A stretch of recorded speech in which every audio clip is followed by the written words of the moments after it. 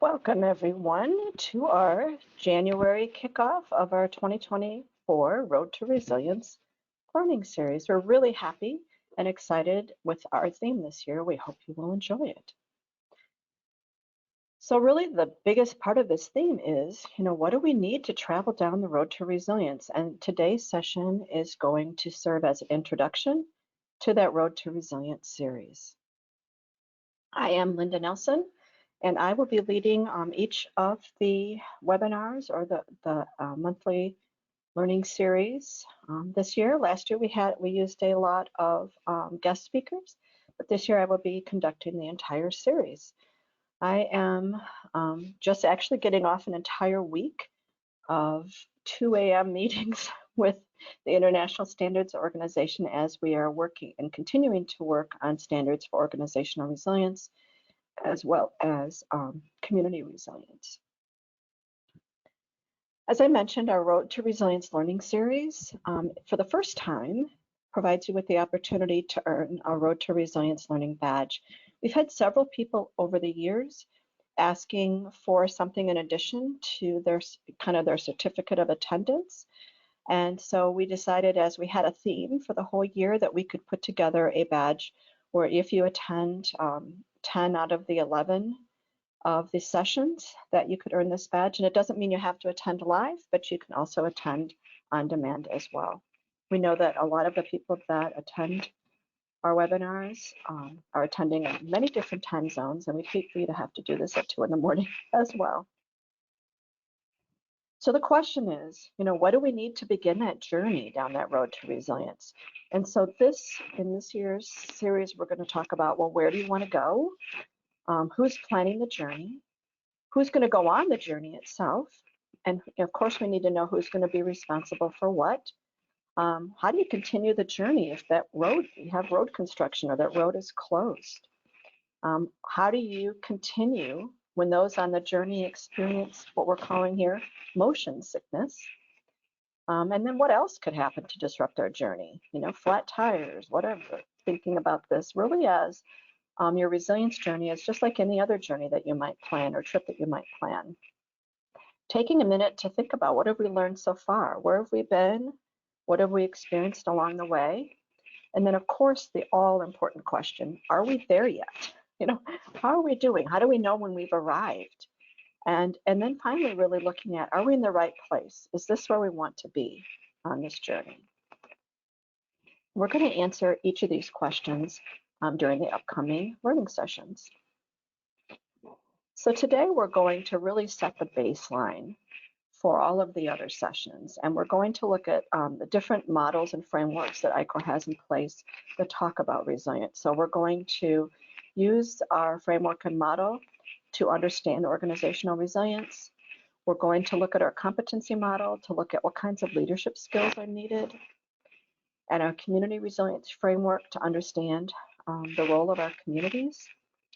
And then we're going to finish up with looking at our capability assessment, really understanding where we are currently and where we could be, and then sharing with you some of the data that we gathered with our snapshot that we did during the late end of 2022 and the beginning of 2023.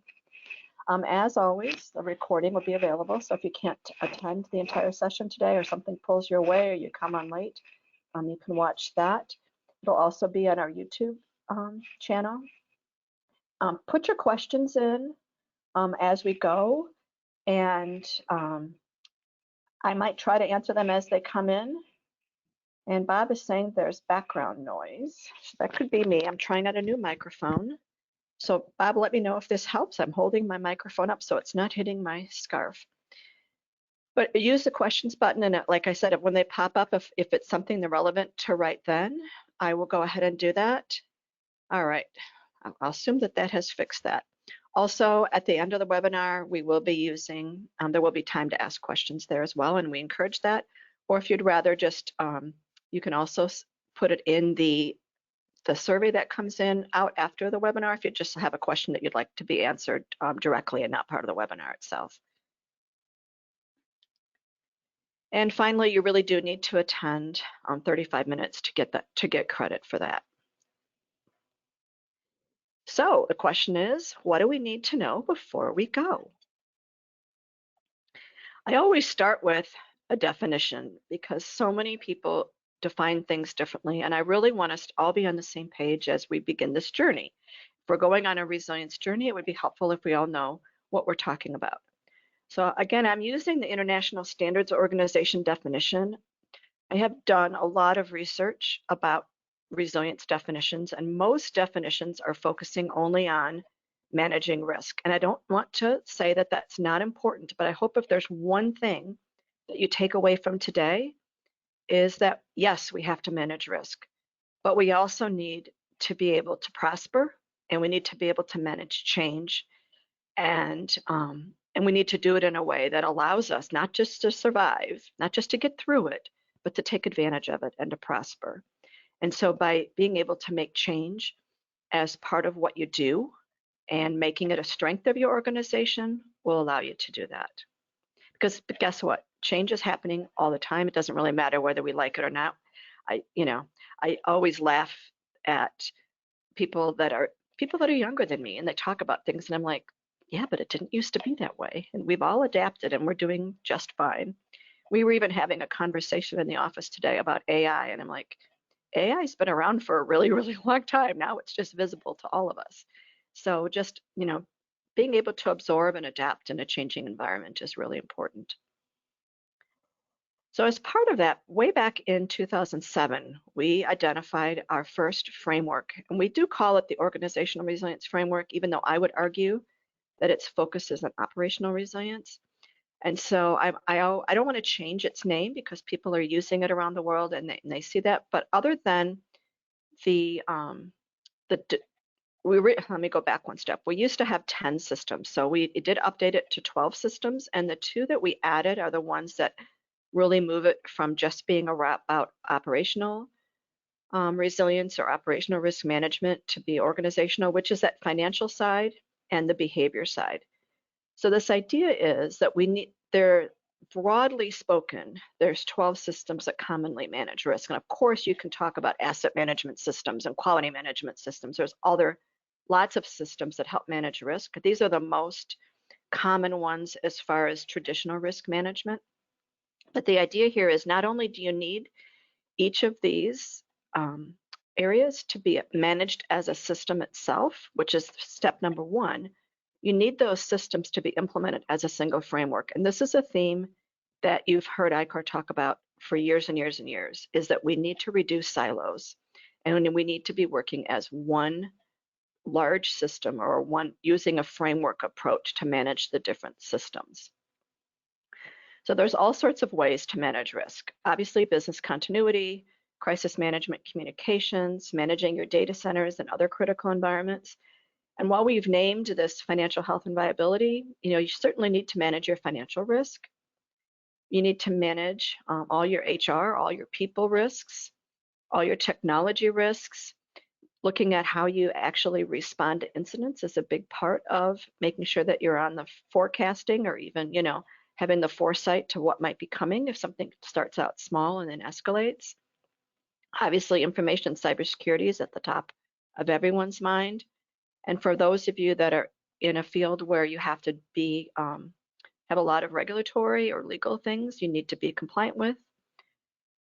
And the organizational behavior is kind of the soft side of this that we'll talk more about as far as your culture and your behaviors, how your organization gets done what it's supposed to be done. It's the how, not the what.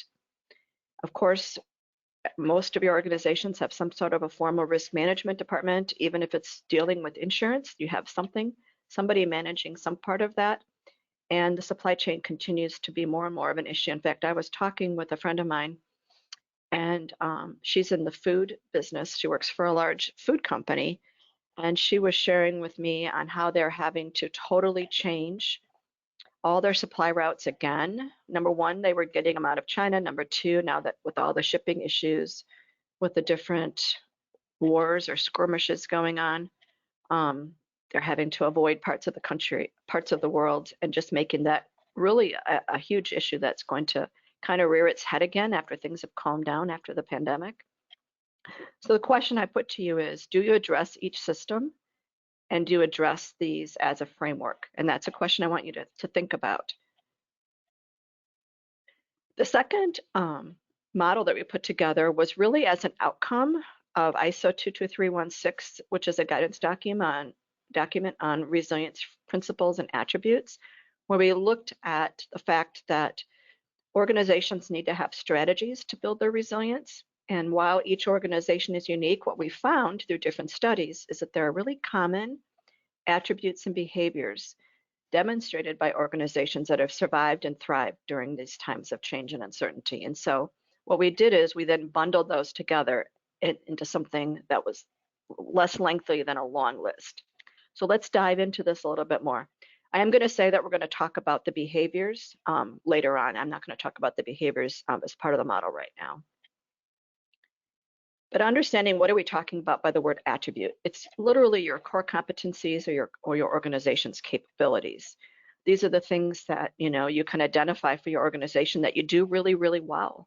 And of course, this goes back to what are the individuals in your company? What do they do really, really well? And so looking at those are underneath the big bucket of attributes. So an organization might be really a service leader where they provide great customer service, or they might be known for being really innovative and the first one to introduce new technologies in the marketplace. Or maybe you have really good marketing teams, or you have superior engineering. And I'm not going to give all the negatives like that in the news. What you hear about is when companies that are used to being really strong fail in some manner. That's what makes the news. But there's something that your company does well, your organization does well, and there's probably more than one thing that they do well. And so making sure that you're identifying what those are and that you can, make just so you're aware of them, that sounds kind of inane, but literally identifying what it is that you do well and what it is that you might be weaker on is an important part of building your resilience. And so understanding what are your key attributes and where do you stand compared to your competitors. So if there's somebody out, outbidding you or winning in the market in places that you think you should have a bigger place in, what separates them from you? What are they doing differently from you? And using your stronger attributes to your advantage in building both sales and profits. And this is why I'm focusing here on this is not about managing risk. The risk here is that you're weak in areas and that it's impacting your ability to thrive as an organization. So trying to get you to think beyond managing risk, and that obviously companies and different organizations need to be good at what they do in order to stay in that market, and especially amongst change. We've got so many examples, globally of companies that were here for over 100 years, and all of a sudden they're not. So a quick look at dimension 1. This is called leadership and strategy, and this is really about the leaders of your organization, and that everybody in your organization needs to understand why your organization is there, and they have that clarity of purpose. And this is in my mind, a really fascinating topic. It used to be, I just remember back in my father's era was, you sign on with that company and you stay with them your whole career. And, people would say, I'm a IBMer, I'm a Honeywell person, whatever the company was, that was part of your identity. And everybody knew why you were there. Well, now we see so many people changing jobs a lot and frequently. So what this has become actually a bigger issue is that everybody needs to understand why they're there, what is the purpose for why we're here, and how do we each of us contribute to that purpose. The other big picture is, with so much change happening around us, we need to not just understand our context, but influence that. So this is even where we're going to that supply chain comment I made a few minutes ago, which is the fact that your context changes. So we're seeing changes in shipping routes. What does that mean for us? How does that impact the quality of our product that we're shipping? And so just looking at that context and where you live and work, that might be a changing in that context as well. And of course, we know that you can't do any of this without having effective leaders and some sort of a governance structure for that. Dimension 2 really digs into that organizational behavior and your culture piece. So you need to have a healthy culture. Part of that is built on having shared information and knowledge where everybody's informed, they understand what's happening. And then, of course, this idea of continual improvement and that you're evaluating how you're doing and always getting better at what you're doing. It's so sad when you hear people say, yeah, I've been making the same suggestion for improvement or same suggestion for change, and it never goes anywhere. So we'll just keep fixing it over and over and over again. And that really impacts your culture also. So looking at what kinds of things impact culture and trying to make sure that all your communication systems and your health and welfare systems and all those things are built into how your organization behaves. And of course, we'll have the third dimension, which is about preparedness and managing risk, and looking at those, having available resources that are adequate, that you're managing the change, and that you're also managing risk. When you look at these dimensions, this is where you can have strategies that you can help increase your competence to do that. So let's take a minute and do a quick poll. I want to make sure everybody's awake and doing things, but I also am really curious about where you are with this. So let's go ahead and I'll launch that. To what extent do you believe that the organization's leadership understands the importance of those three dimensions? Do they fully understand? Is their primary focus on preparedness and managing risk, or is this not really on their radar? So this is kind of a guess. And if you're not sure about your leadership, you can even just evaluate yourself as well. Give you about 10 more seconds.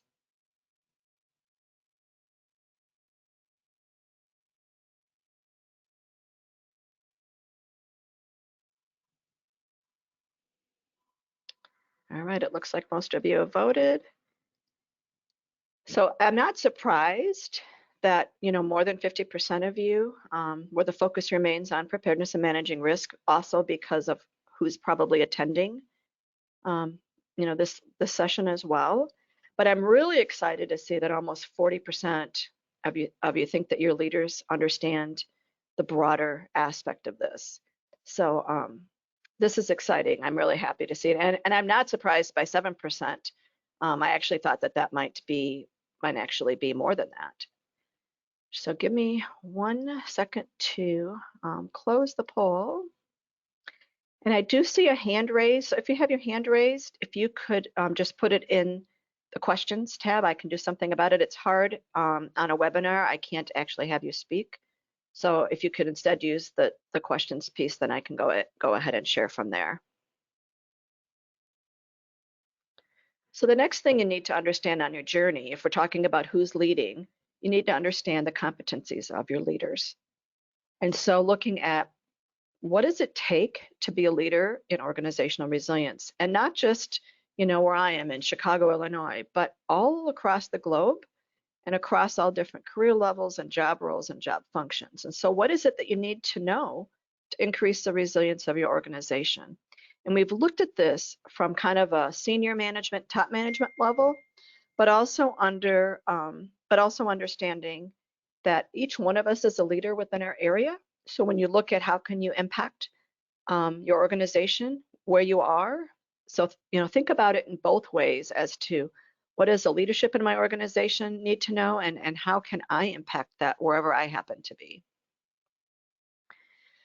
So one of the things you're going to start seeing is overlap between the models and frameworks with what it is that we're teaching you that you need to know and what it is that we're measuring what you need to know. So here this should look familiar to you on organizational behavior, which is really looking at how we interact with each other and how we behave and how we operate. So when you're looking at building a resilient strategy, you need to have a policy and you need to have some sort of, I like to use the word strategic plan, and then you have different strategic objectives or strategies to meet those. And then looking at your own attributes within your organization and within your teams, not just about your capabilities, but also your capacity. We talked about why culture is important and that we need to have leaders. And our focus here on organizational behavior is on leading during times of change and uncertainty. And so sometimes those leaders look different than they do what I will say kind of during normal times, but I don't even know if we have normal times anymore. So I'm just going to throw that out there. I feel like every day is is just another experience for us to think about versus being an average day. But we also need to have an infrastructure that's agile and flexible so that we can manage during those times of continuous change. So operating as an agile organization, not just agile project management for the IT team, but really operating as an agile organization. I often challenge people in the business continuity space that how much data is important to you. And your data comes from your business impact analysis and your risk assessment, and you do those every few years. Like, really? How agile is that? So how can you make that be more agile? Making sure that your workforce itself has the capacity, again, we're using the word capabilities as well as capacity, but to handle stress, increase their engagement, and be able to manage change. Looking at that workplace, this is a challenge that I think everyone is facing. I'm not, I think something's on automatic here, so sorry about that. I laugh because everybody in September was going to have to be back in the workplace for certain days, or everybody's back in the workplace, and there's been a lot of pushback depending on where your job is. Two of my kids have to go to a workplace. They can't do their jobs anywhere else. And so obviously that's the case for a lot of people. But this idea that the workplace, wherever it is, needs to be flexible, productive, and meet employee needs for collaboration. Today is Wednesday at our office. Everybody's in the office on Wednesday because we need to have that time for collaboration. We set that time aside each week. And then looking at the fact that you still have buildings, you still work in places, and making sure that that built environment is a place that works for you and that is safe for you. The preparedness and managing risk should look very familiar to you. You need to manage risk. You need to have a unified incident response structure. And by the way, most of these, a lot of these topics we talked about last year. So if you want to go back and look at what our unified incident response structure webinar was about, you can go ahead and view that. We've done a lot of them on crisis management communications, as well as business continuity and your supply chain. So these are kind of the biggest buckets of being prepared and managing risk, outside of the fact that you need to manage risk to your technology infrastructure. So making sure that you've got your critical environments, your data centers, that your information and communication technology or technology systems are working, that you've got adequate storage and that your data is available when you need it. And then, of course, a lot of focus on the information and cybersecurity compliance, as well as the systems that you need to have in place. And then finally, when we look at continual improvement and innovation, making sure that you're making an ongoing effort to improve what it is that you're doing. So part of that might be that you do testing and exercising of all the programs that manage risk, that you're managing that knowledge and information so everyone has access to that information, that people are learning from experience as well as from others, that you're using an agile performance management. And this goes everywhere from having an agile audit system. Again, why would we just do an audit once a year? I know management system audits are generally done annually, but I feel like if you're doing an internal audit, that should be something you could be doing audits continually, looking at, break it down into pieces and provide that data on a regular basis so that your report, if you're a data reporter, that you are sharing that data all the time and not just on an annual basis. But you also need, as we're doing continual improvement, to look at how do we promote innovation as well as our transformation if we need it, and then back again to that community resilience where we need to meet the needs and expectations of our community. And we need to make sure that they can meet the expectations that we have for them. As a result, for our education programs, we do provide education, and you can earn a certification as a manager, as a professional, or as an executive. And it really just depends on what it is you want and how many of the courses that you'd like to take. So let's take a minute here and share your thoughts again and look at yourself and say, which of these 5 competency areas would you consider to be a strength? Understanding that probably most of you are going to say preparedness and managing risk, so which is why I'd like you to look at choosing all that apply and looking at which ones of these do you think that you might build on your own strengths for. I'm going to leave this open just for about 15 seconds.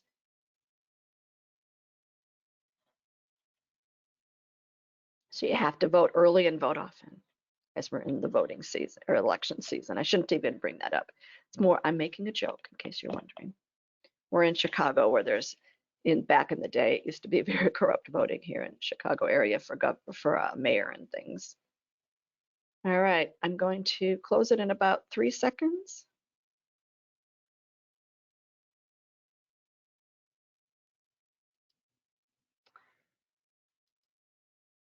All right, not surprisingly, obviously 83% of you are involved in preparedness and managing risk. And I am surprised, though, the continual improvement and innovation. That's exciting to see that you consider that. And I'm assuming that if you're doing exercises and you're part of maybe the audit process and you're part of improving your organization, that works too.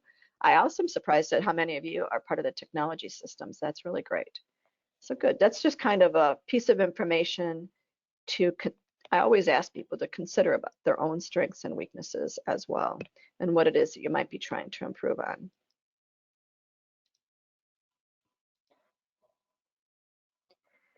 So as we kind of go to looking at resilient communities, this is something that I think is underestimated and not really considered a lot for organizations. And this framework was built on one that was done by the United Nations has kind of what they call, can't remember what they're called.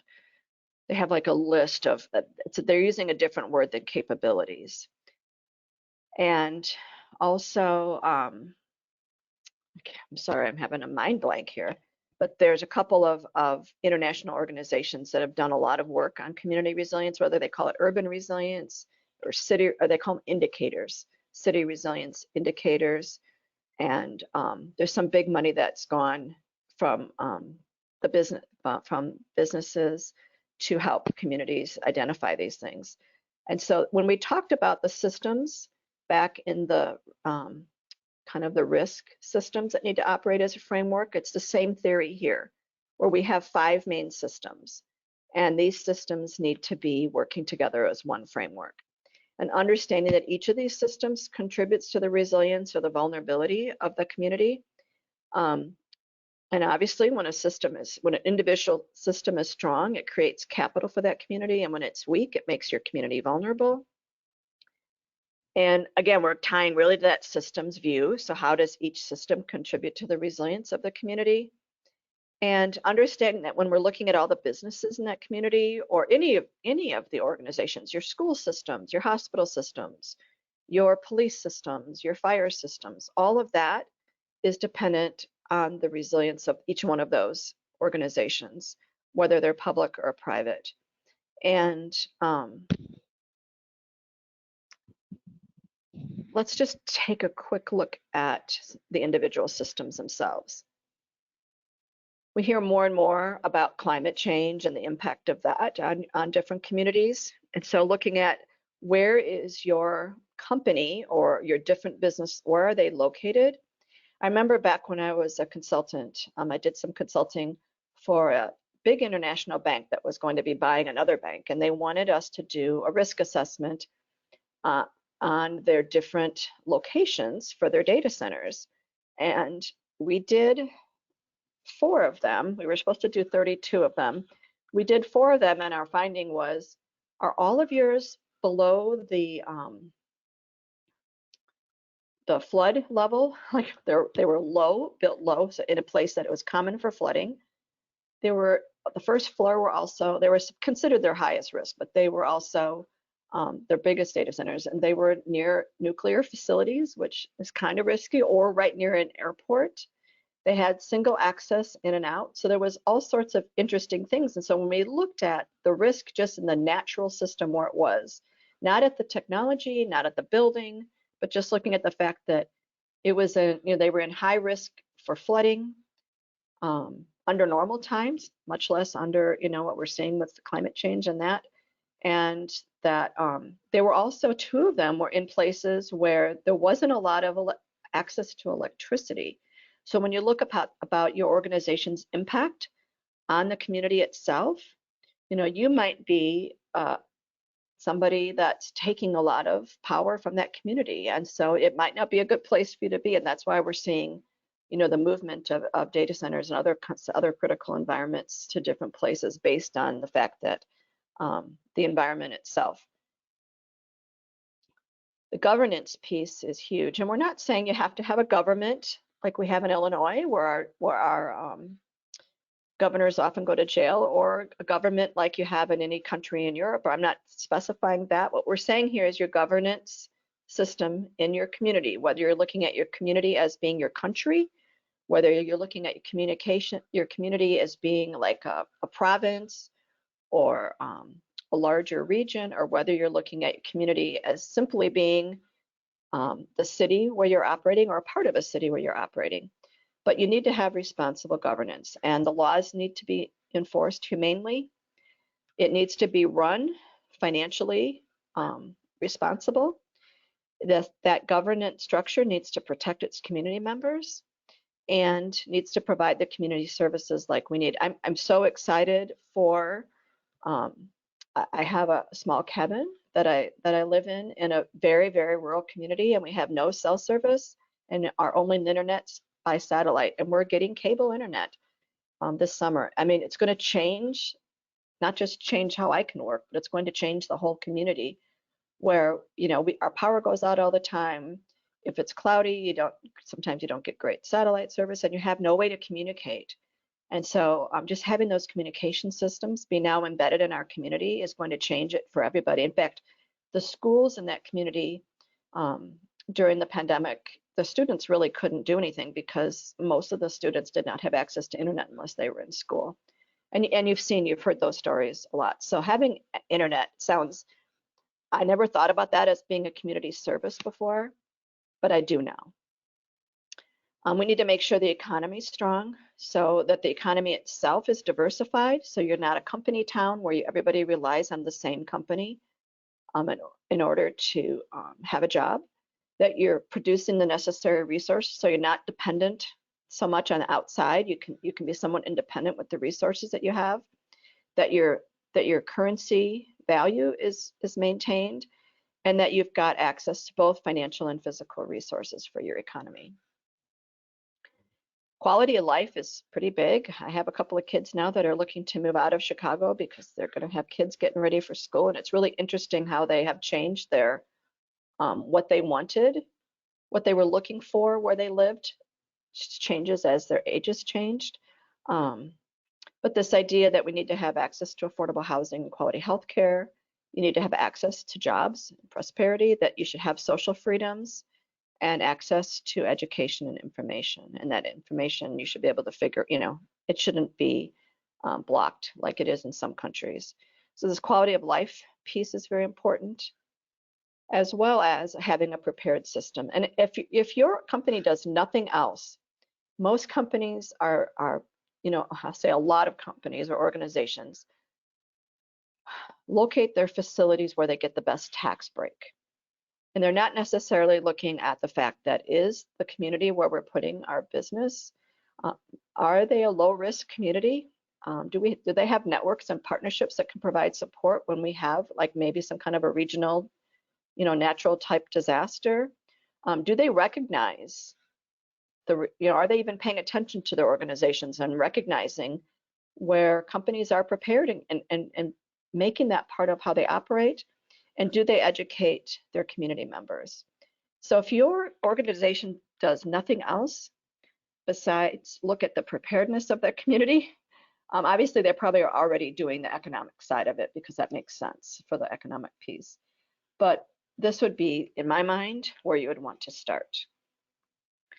So I'm just asking the question, we'll have our next poll, is, to what extent does your organization actually consider the resilience of the community where it resides? And if you don't know, you don't know, but it might be a huge factor. You might consider some of those, or they might not look at any of them.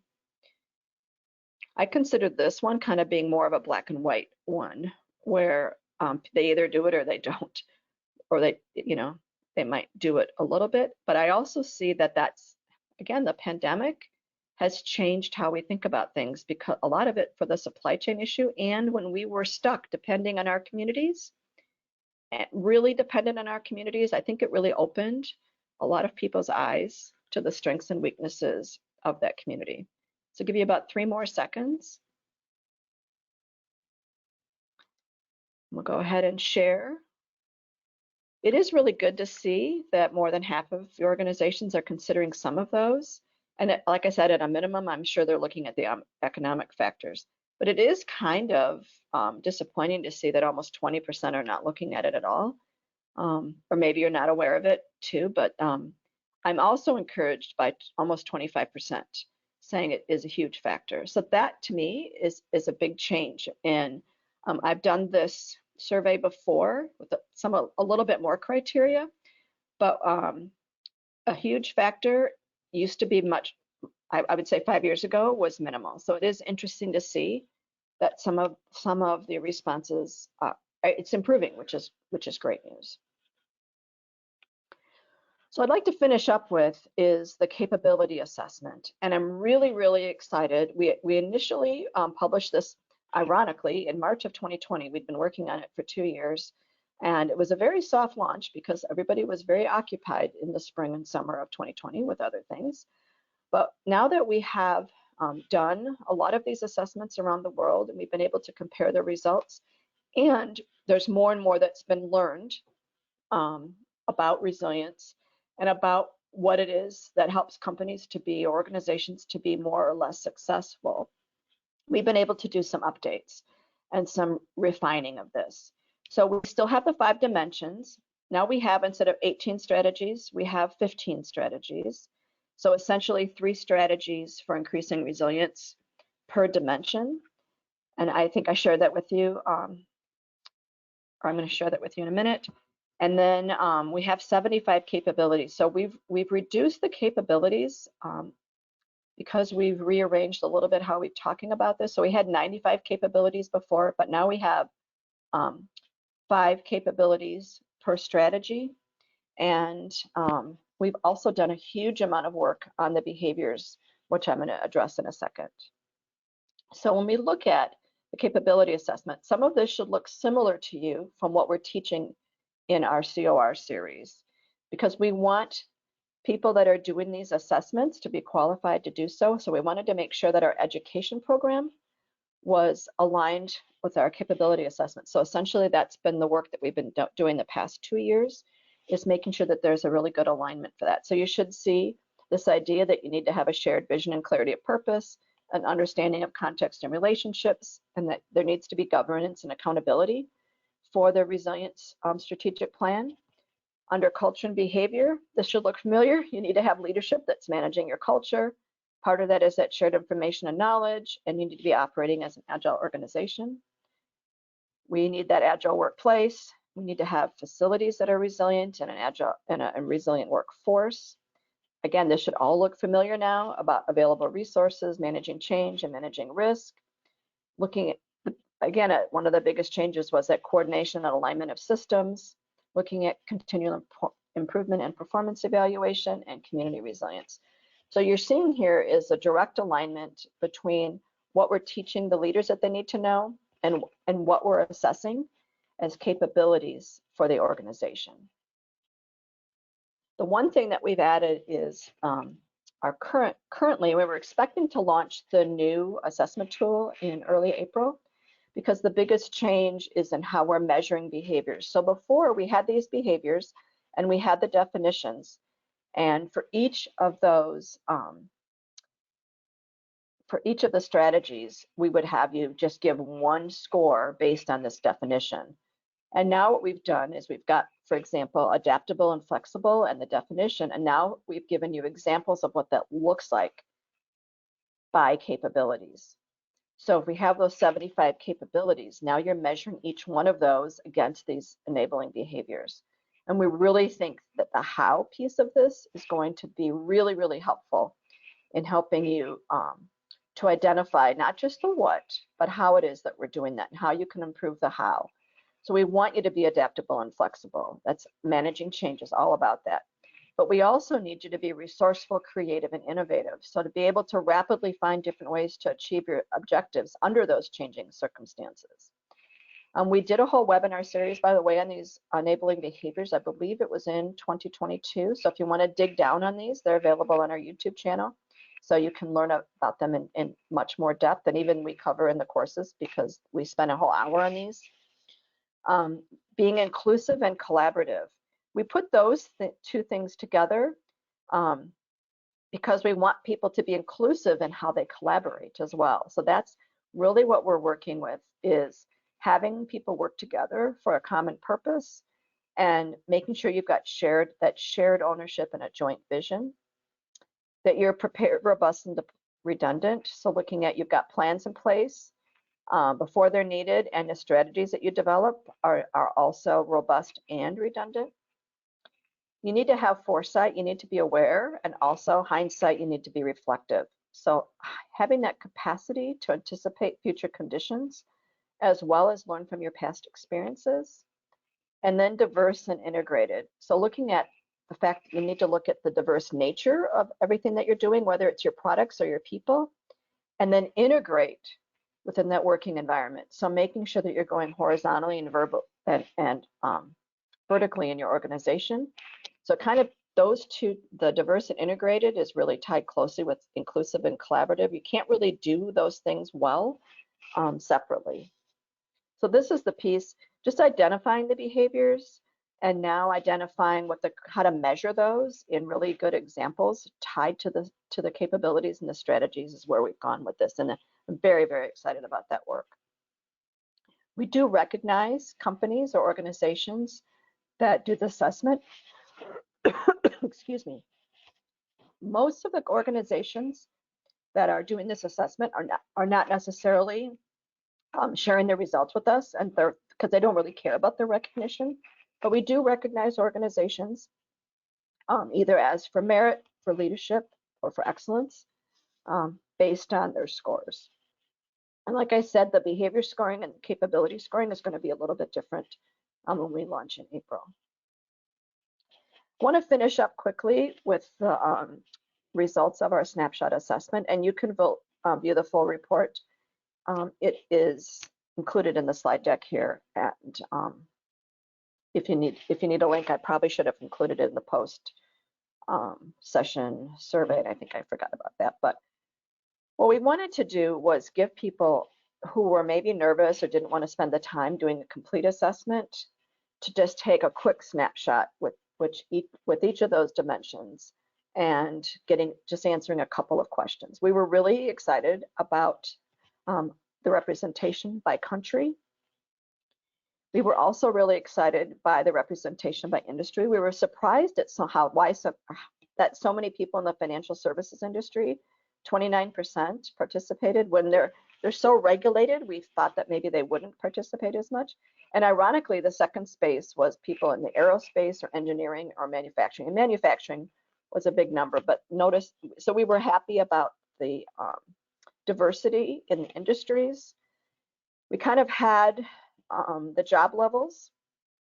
We were also pleased that over 30% were from top or senior management, with the additional senior managers and managers being almost 60%. But also understanding that a lot of consultants do this work. And so that consultant number was actually smaller than we thought it was going to be. We thought we would see the consultant number being the highest. And it wasn't a surprise that the job function most often represented here was people in the business continuity or risk piece, because that is where a lot of our marketing goes. But also we're seeing more and more people with the job titles or job function of resilience, which is really interesting for us as well. One of the things we saw was that dimension 1, leadership and strategy, and 3, organizational infrastructure, showed the strongest overall scores, with dimension 5 on innovation and continual improvement being the weakest. And then it was kind of a conundrum. While people gave the behaviors of being adaptable and flexible very high scores, operating as an agile organization gave really low scores. And so this is another reason why we really believed that we need to have a way to define what we mean by adaptable and flexible within each one of those capability statements, so that people could understand maybe a little bit better how to score that. But 94% of the people who responded felt that all 3 of the leadership capabilities under leadership and strategy were in place. Here is kind of a disturbing number, especially since we saw so many risk and resilience people filling out the survey, was that they don't believe their organization implements systems to anticipate, plan, and respond to changing circumstances, or that they're not using agile change management, and that those methods aren't including all personnel. So they're being done in pockets, but they're not being done across the board. Also, about 40% of the people said that they don't look at their communities and the capabilities of the community at all, which kind of went along with, it's a little bit bigger number than what we saw here today, but I thought that was a pretty high number. Also, they identified weaknesses in managing change that were tied to the design and structure of the organization as the cause of being able of that weakness, and also the absence of using a system approach where things are tied to functions, but they're not tied together. You're not being inclusive and collaborative with that. And then kind of tying back to this idea that, you know, more than a third of the companies did not believe their company was acting in a very agile manner, even with iterative projects. So if you're not doing with iterative projects, it's going to be hard to operate in a larger organization if you're not using it, you know, whether you use agile or any other iterative project management tool, that you need to be looking at that and using an iterative approach.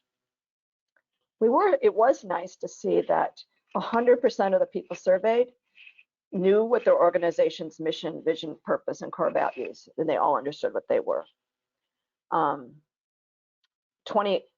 Almost 29% of the people, though, disagreed that their systems that manage risk are in alignment and that they're aligned to the strategic objectives, which is really interesting. So it looks like almost managing risk is its own subset of the organization, and it's not being aligned. The management of risk is not being aligned with the organization's strategic objectives, which is a big disconnect. That's an issue that needs to be considered. 25% did not believe the organization is structured and designed for high performance or managing change, and that people don't communicate vertically and horizontally. They also don't think that they're being helped, the workforce, to manage their stress, to increase engagement or manage change itself. And 25% don't believe that their culture really helps provide a sense of identity. So they say that they're aware of what it is, what they're supposed to be there for, but they don't feel like the culture itself supports that. So I also found that as an interesting disconnect between the two. They know it, but they don't feel it. Maybe is also part of that. Or they don't feel like they're personally being taken care of within that system. The other thing that we did was we asked about the behaviors is to give a score for their team or to give us a score for the organization overall. So for the most part, people gave their teams higher scores than they gave the organization, which kind of makes sense in some aspects. But that was sort of an interesting response. So 67%, for example, believe that they act in an inclusive and collaborative manner, but only 33% think that everybody else does. So kind of you're scoring yourself and your team higher than you're scoring everybody else. 33% don't believe that their team is aware and reflective, and only 33% scored this as embedded as well at the organization level. So this is a piece that I think needs to be worked on, since 33% of the people thinking that nobody in their organization is aware and reflective. How do you do continuous learning? How do you manage and share knowledge if you're not aware and reflective? And this whole idea of looking forward and having foresight as well as hindsight and looking backwards as to what's happened are two of the three biggest indicators for resilient organizations, that you need to be looking ahead and you need to be looking at what's happened. Kind of again, that adaptable and flexible piece, 50% scored their team as being adaptable and flexible, while at the same time giving low capability scores to managing change in an agile manner. That was kind of a weird thing. And then 50% scored their team as embedding the behaviors of being resourceful, creative, and innovative, and also being diverse and innovative, and also being diverse and integrated. And then this is what I thought was interesting. So 17% scored the organization with having embedded the behavior of being prepared, robust, and redundant. Scored their team at 33%, and then but 67% of the respondents are actually responsible for the support of this effort. And so my thoughts for this was that people are frustrated. They're feeling like you're not able to do as much as you would like to do, and that the organization isn't supporting that. So while they have the responsibility for doing this job, they feel frustrated with maybe your team not having the right or adequate resources, and then how it's being implemented by your organization is not being implemented the way you would like it to be implemented. So this link does give you the full report, and you should be able to access that through the recording when you see that. But otherwise, what I'll try to do is when we send out your certificate of attendance, I'll ask them to include access to that report so it's easy for you to find. So to kind of finish up, let's do our final poll and ask, to what extent do you think your organization has considered measuring its capabilities and behaviors? Are they considering it, or have they already begun the process? Is it something you think they're going to be doing in the future, or nobody's even talked about it yet?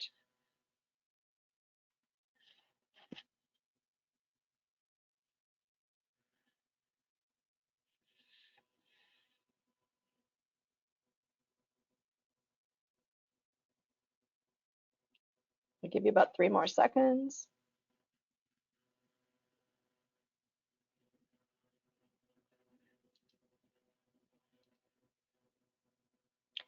I'm really happy to see that over 40% of you either have already started it, or you have that that you're considering it.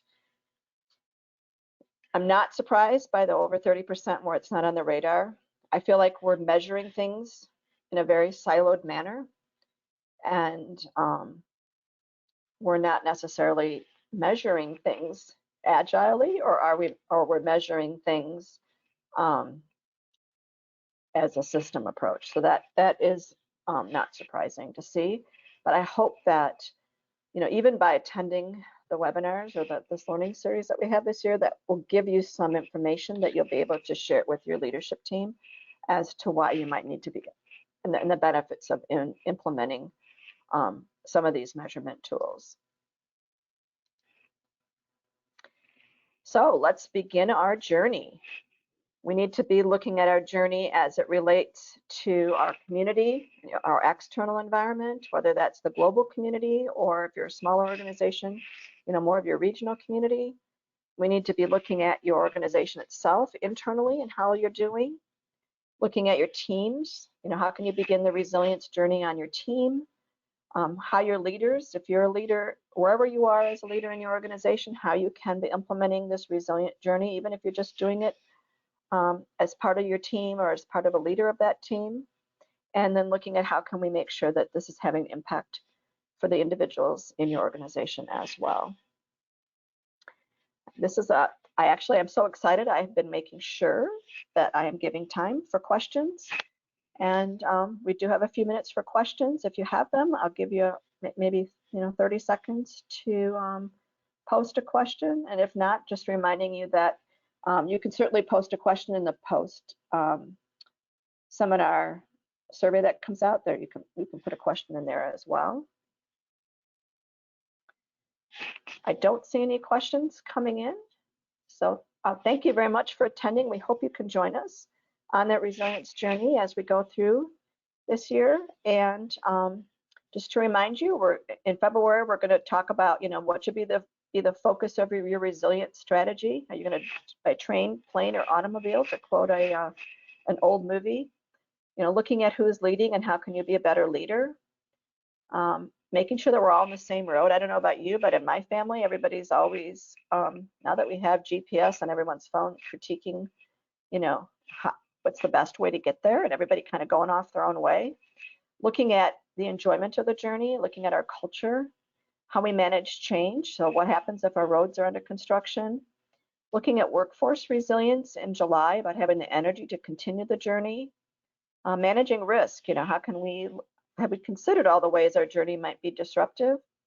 And then in September, taking a closer look at learning, so that having an environment of learning and shared knowledge, measuring performance in October, and really looking at in November, is this where we want to be? And looking at making sure that we have the right people in place. I do see that we had a question come in. So it did say that there was some background noise. I am going to work, I'll just change back to my old headphones. I was trying to not use my formal headphones, but I will do that again. Otherwise, thank you everyone, and hopefully we will see you next month.